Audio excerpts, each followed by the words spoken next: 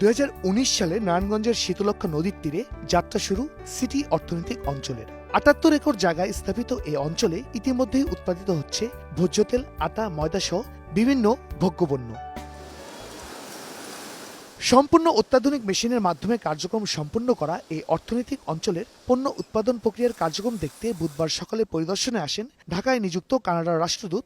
এ সময় তাকে স্বাগত জানান সিটি গ্রুপের পরিচালক শম্পা রহমান সহ ঊর্ধ্বতন কর্মকর্তারা।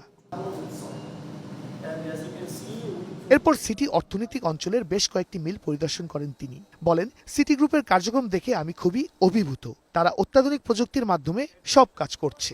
We're very impressed by the vertical integration. We've been able to see how things arrive by ship, how they get processed, and then they get on the trucks. So it's very impressive to see the whole process. City গ্রুপের পরিচালক শম্পা রহমান বলেন, city গ্রুপের কার্যক্রম দেখে রাষ্ট্রদূত অভিভূত। পারস্পরিক ব্যবসায়িক সম্পর্ক উন্নয়নে কাজ করে যাবে দুই দেশ।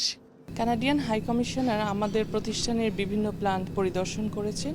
উনি আমাদের এখানকার প্ল্যান্টের যেই হাই টেকনোলজি, এফিসিয়েন্সি দেখে মুগ্ধ হয়েছেন।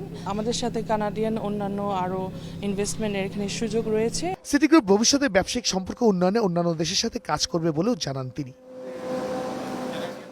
শাহরিয়ার জামান দ্বীপ, এখন নারায়ণগঞ্জ।